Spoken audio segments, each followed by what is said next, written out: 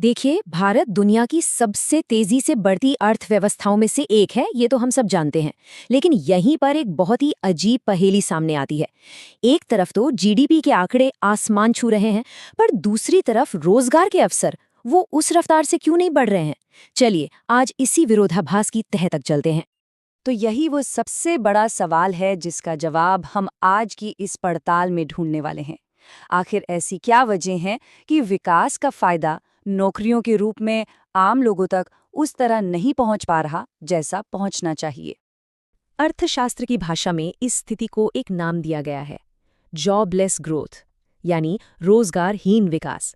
सीधा सा मतलब है कि देश की अर्थव्यवस्था का साइज तो बढ़ रहा है, पैसा आ रहा है, लेकिन उस पैसे से नौकरियां उतनी नहीं बन पा रहीं। और ये समझना बहुत जरूरी है, क्योंकि किसी भी देश की तरक्की का असली पैमाना तो उसके लोगों की खुशहाली ही होती है ना?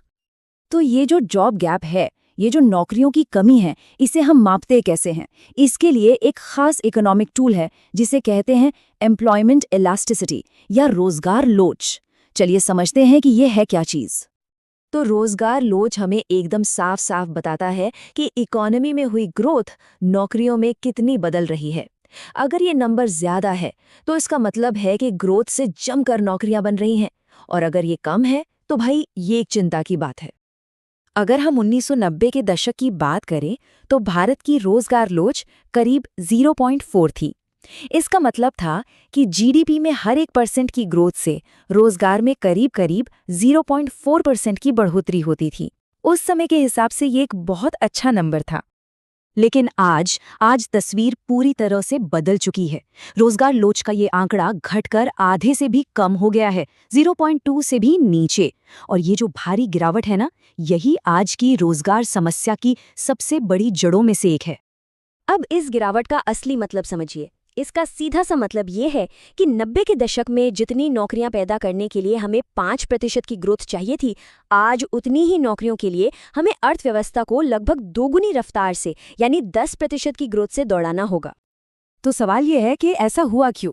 देखिए, इसके पीछे कई बड़े कारण हैं। पहला तो ये कि हमारा निवेश अब कैपिटल इंटेंसिव हो गया है। मतलब अब मशीनों और टेक्नोलॉजी पर ज्यादा पैसा खर्च हो रहा है, इंसानों पर कम। दूसरा, ऑटोमेशन बहुत तेजी से इंसानों का काम छीन रहा है। और तीसरा, हमारी इकोनॉमी का एक बड़ा हिस्सा अब सर्विस सेक्टर से आता है, जो मैन्युफैक्चरिंग सेक्टर की तरह बहुत ज्यादा नौकरियां पैदा नहीं करता।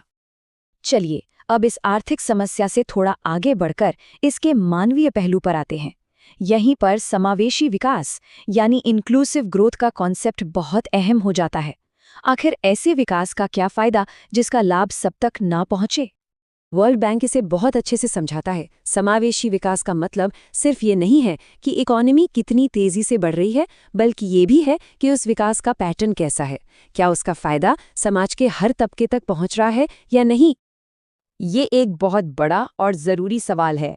क्या भारत में जो विकास हो रहा है वो सच में समावेशी है? चलिए देखते हैं कि जमीनी हकीकत क्या कहती है।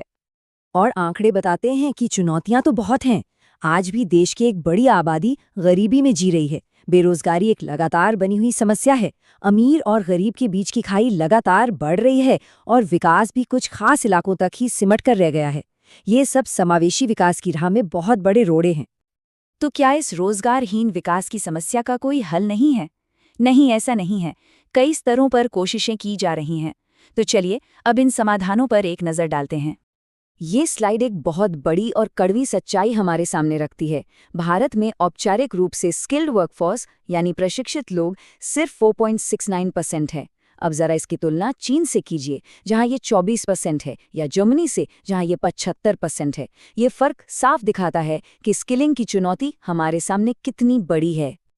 तो इस चुनौती से निपटने के लिए सरकार की तरफ से एक बड़ा कदम उठाया गया 2015 में, स्किल इंडिया मिशन। इसका लक्ष्य बहुत बड़ा है, 40 करोड़ से ज्यादा लोगों को अलग अलग स्किल्स में ट्रेनिंग देना, ताकि वो आज की नौकरियों के लिए तैयार हो सकें।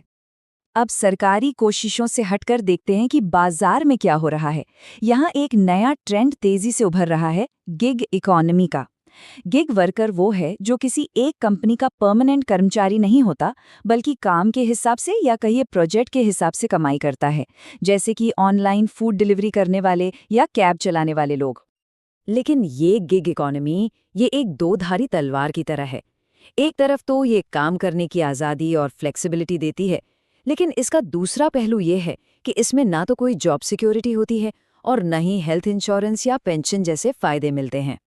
चलिए, अब अपनी चर्चा के दायरे को थोड़ा और बड़ा करते हैं और ये देखते हैं कि इस पूरे ग्लोबल इकोनॉमिक स्टेज पर भारत की इन घरेलू चुनौतियों को कैसे देखा जाता है। अंतर्राष्ट्रीय मुद्रा कोष यानी IMF जैसी बड़ी संस्थाएं भारत जैसी उभरती अर्थव्यवस्थाओं पर लगातार नजर रखती हैं। ये 190 देशों का संगठन है जो दुनिया भर में आर्थिक स्थिरता बनाए रखने का काम करता है, और आपको बता दूं कि भारत इसके संस्थापक सदस्यों में से एक है। तो आखिर में हम एक बहुत बड़े सवाल पर आके रुकते हैं। एक तरफ सरकार का स्किल इंडिया मिशन है और दूसरी तरफ बाजार से निकली गिग इकॉनमी। लेकिन क्या ये दोनों रास्ते मिलकर भारत की 1.4 अरब की विशाल आबादी के लिए एक समावेशी और खुशहाल भविष्य बनाने के लिए काफी है? ये वो सवाल है जिस पर हम सबको मिलकर सोचने की जरूरत है।